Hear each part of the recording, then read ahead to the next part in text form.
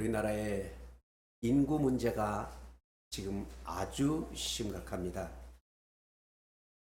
이렇게 나가다가는 이 출생률과 사망률을 비교해 볼 때 이렇게 나가다가는 정말로 몇십 년 안에 대한민국은 존재가 존립이 어렵지 않은가, 아주 큰 두려움을 표현하는 분들이 있습니다.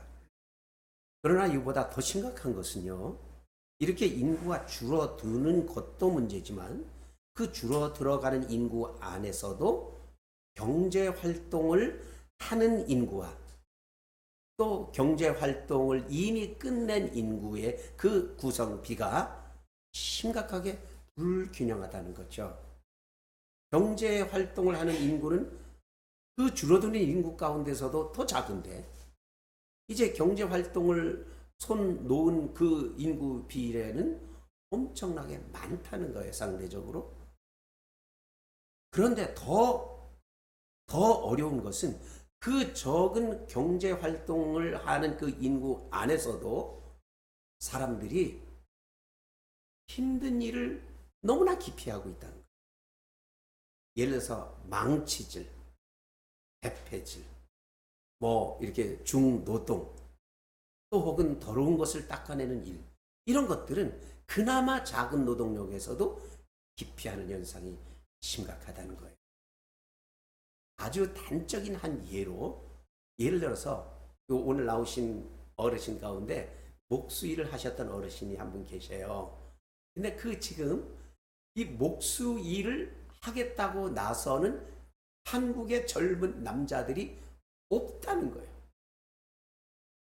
그래서 누군가는 이 아파트도 짓고 건축물도 만들고 누군가는 이 뚝딱뚝딱 이거를 해야 되는, 목수일을 해야 되는데, 그런 일을 할 사람을 모두 중국인이나 다른 어느 동남아 나라에서 오게 불러서 시키다 보니까 이제 어떤 문제가 생길 수 있느냐면, 한 1, 20년만 지나면 이 노 어르신들이 다 돌아가시고 이제 그 젊은 세대 사람들이 40, 50 어른이 되었을 때, 그때에는 아파트를 짓고 집을 짓고 이게 이 목수 일을 하는 모든 일에는 중국인이 대세가 되고 중국인이 리더가 되고, 중국 사람들이 이 오히려 이제 한국 사람들 집 짓는 거, 아파트 짓는 이 현장에 나가서 소위 노가다 십장이라는 일을 하게 되는 그런 역현상,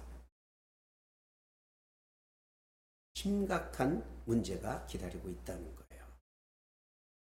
어디 목수뿐이겠습니까? 그 비슷한 그 일의 현장에서 모조리 중국인이나 동남아시아인들이 이 나라를, 그렇지 않아도 노동력이 부족한 이 나라를 좌지우지하게 될 때 이 대한민국의 모습이 과연 어디로 갈 것인가?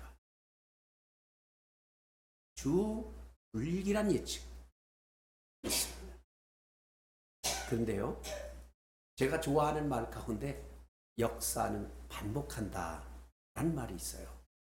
이 역사가 지금 뭐 산업혁명, 뭐 이런저런 현대 스마트폰 문명, 이것 때문에 벌어진 일이 아니라 지금부터 무려 3,500년이나 더 전에, 이 물질 문명이 발달하기 훨씬 전에 고대에 이미 인구 문제에 심각한 고민이 있던 나라였습니다. 바로 오늘 김현자 집사님께서 읽어주신 바로 성경 말씀의 내용이에요.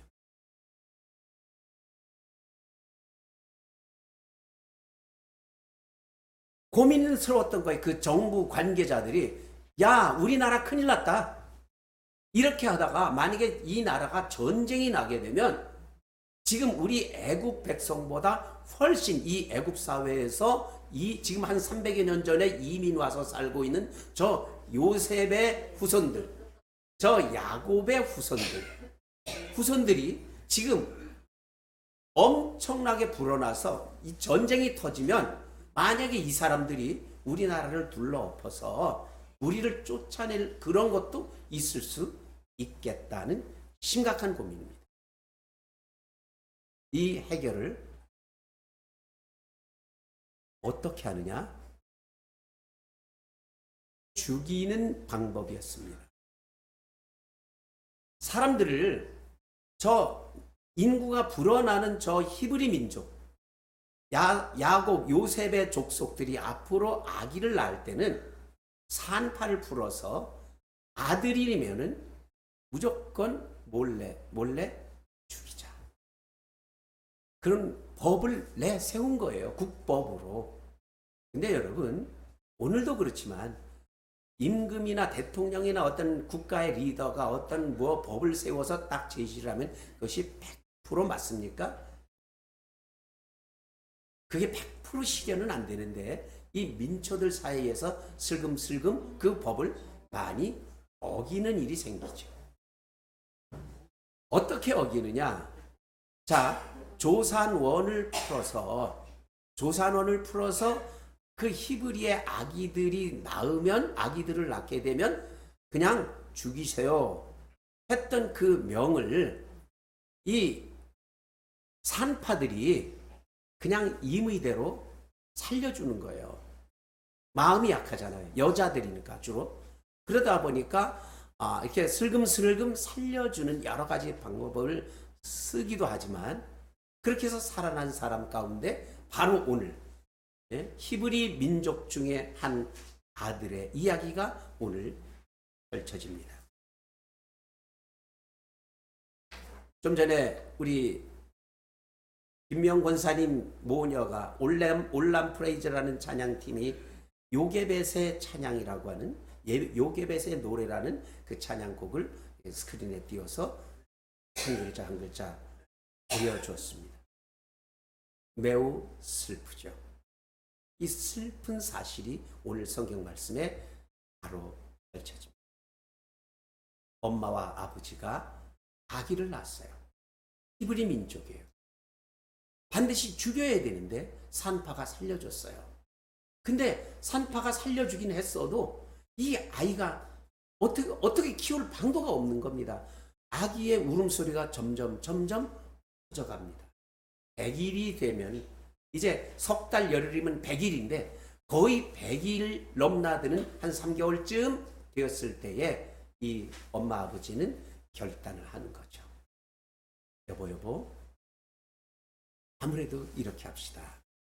언젠간 들키면 죽어요 얘는. 그러니까 이래 죽으나 저래 죽으나 그래도 혹시 알아? 혹시라도 살아날 수 있을지 모르잖아. 그래서 떠올린 아이디어가 운이에요.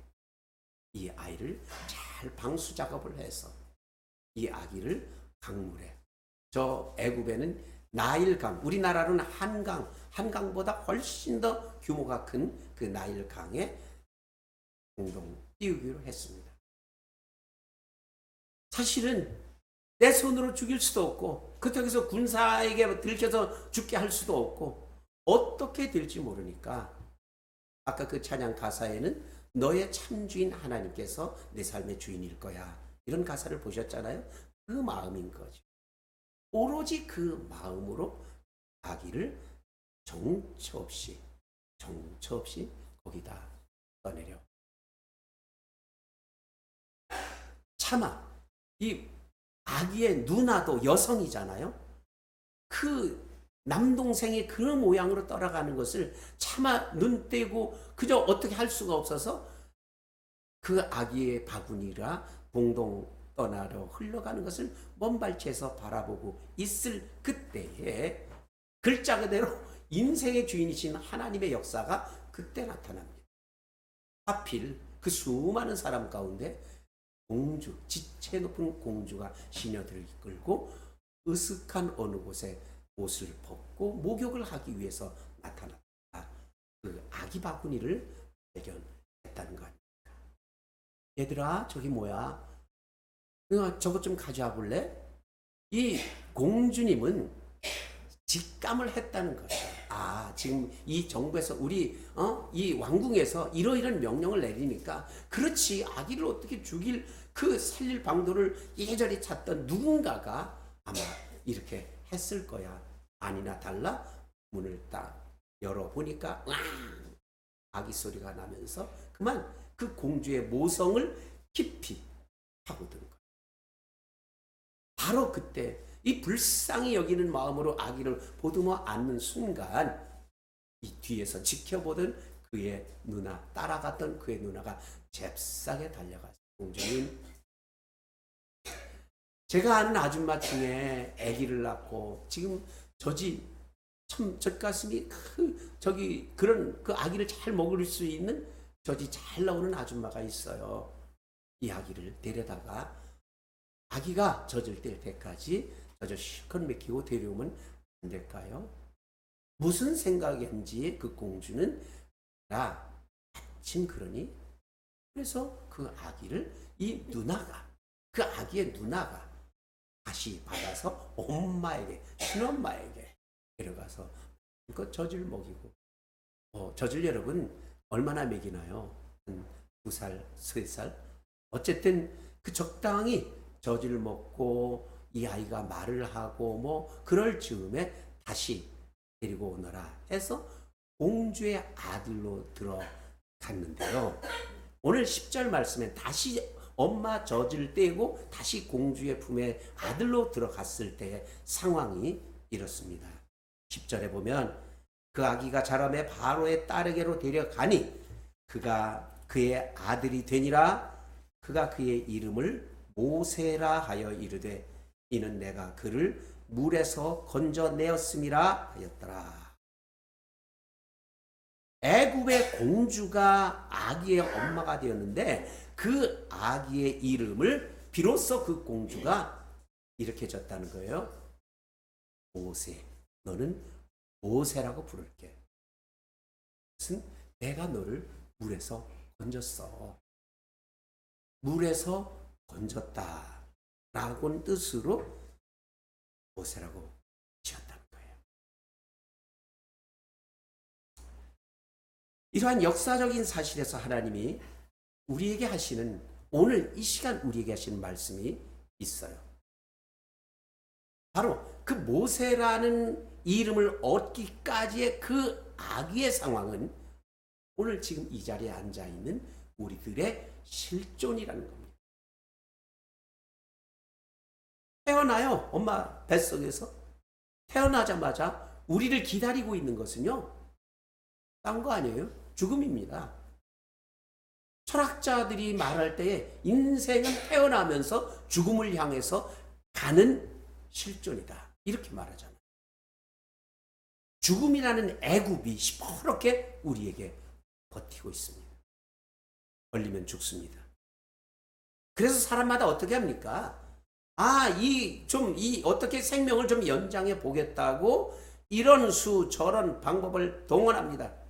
제법 아이디어를 동원해 만든 마치 방수막을 친 바구니처럼 우리는요, 돈이나 명예, 권력, 외모, 건강, 그런 그 나름의 보호 장치를 하고 정처 없이 이 죽음이 기다리고 있는 강을 떠나기는 했습니다. 그러나 그 강이 안전합니까? 보호막을 아무리 쳤어도 그 강에는 악어가 득실되고 하마가 엄청난 등으로 그걸 휙 뒤집을 수도 있습니다. 하잘것없는 바구니 같이 우리의 인생은 정말로 속절없습니다. 그런데 지금 우리가 이렇게 그래도 이 모양으로 살고 있는 것은요, 바로 아기를 발견한 그 애굽의 공주처럼 누군가가 우리를 발견하고 불쌍히 여기고 그리고 삶을 붙들고 있기 때문이죠. 죽음의 강물 위에서 우리는 건짐을 받았습니다. 그래서 지금 살고 있는 거예요. 이 상황이 마치 우리가 어린 아기 모세의 상황인 것입니다. 그런데 그 애굽의 공주가 이 아기에게 지어준 모세라는 이름은 사실은 모세가 아니에요. 성경에 모세로 기록이 되어 있는데 그 발음이 좀 길어요. 모우 모세스. 이 애굽식의 이름은 모세스입니다. 이 모세스라는 이름은 물이라고 하는 애굽어로는 모이고요. 우세스는 건짐을 받았다는 거예요. 그러니까 물에서 우세스, 물에서 건짐을 받았다. 애굽의 공주가 자신이 물에서 아기를 건져냈다는 것을 기념해서 너는 물에서 건져냄을 받은 아이야. 너는 모우세스야. 이렇게 졌다는 거죠.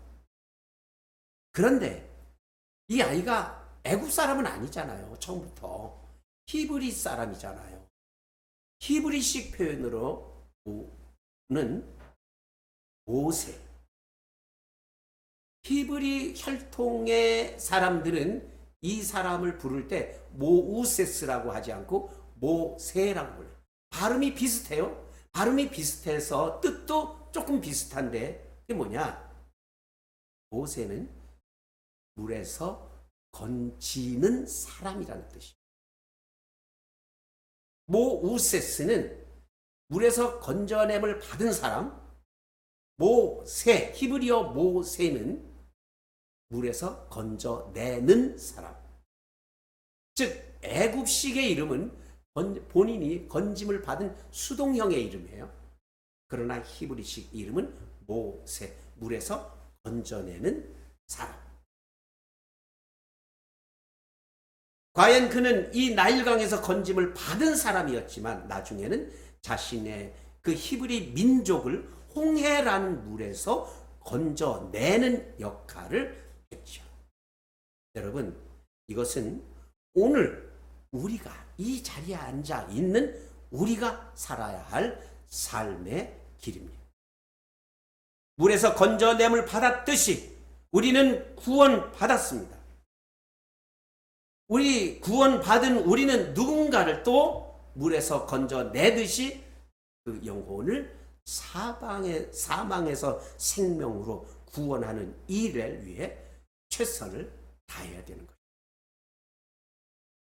거기에 우리의 모세로서의 사명이 있습니다. 모우세스의 인생에서 모세로서의 사명을 우리는 모두 가지고 있는 거예요. 좀 전에 교회 광고 시간에 행복 나눔 축제를 위해서 이제 우리 구체적으로 준비합시다. 하면서요.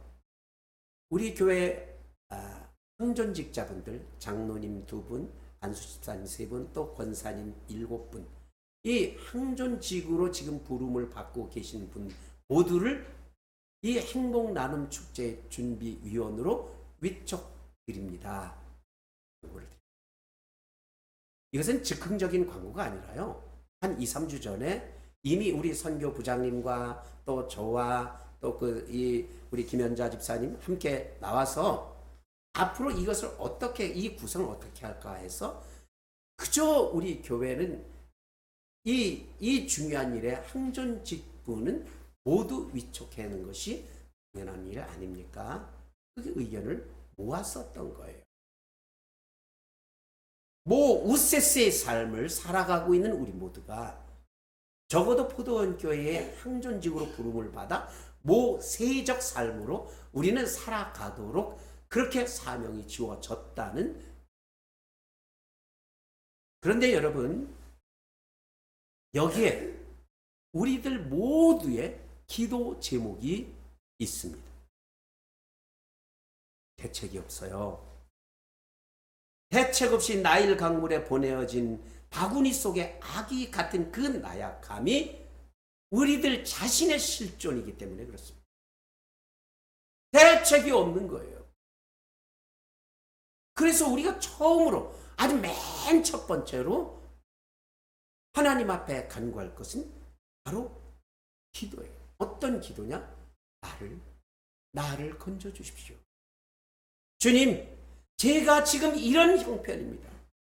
역청이고 무슨 그 송진이고 이런저런 아무리 방벽을 잘했다 할지라도 지금 내가 이렇게 약한 생후 3개월짜리 영아일 뿐입니다. 그러니 나를 건져 주십시오라고. 그래서 그 모우세스가 되게 해달라고 기도해야 돼요. 그리고 모세적 삶을 살게 해달라고 기도해요. 자, 우리가 모우세스에서 모세적 삶으로 가는 길목에 딱 하나의 해답이 있다면 뭘까요? 바로 예수 그리스도. 예수 그리스도께서 또 하나의 모세가 되어서 우리를 붙들고 계시잖아요. 바로 우리의 삶을 붙들고 계신 우리들의 진정한 모세, 그분을 향해서 우리는 이렇게 기도하고 찬송해요. 하나님, 참 그래요. 하나님, 또 우리가 살아가야 될 이 한 주간은, 이 세상은 험한 물속 같고 갈대숲에 악어떼가 우글거리고 하마가 어슬렁거리는 무시무시한 세상에 그저 바구니 속에 웅크린 어린 피덩이 하나일 수밖에 없는 우리들입니다. 무섭고 두렵겠지만 주님의 영원하신 팔이 나를 붙드실 줄로 믿습니다. 건져냄을 받은 은혜 받은 자로서의 삶도 삶이지만 이제 또 누군가를 힘차게 건져내기 위해 우리의 팔을 뻗을 놀라운 생명력으로 살게 하여 주시옵시고, 주님의 손, 예수님의 팔, 그 하나님의 굳센 팔에 의지하며 살아가는 또 우리의 삶이 되게 하여 주시옵소서.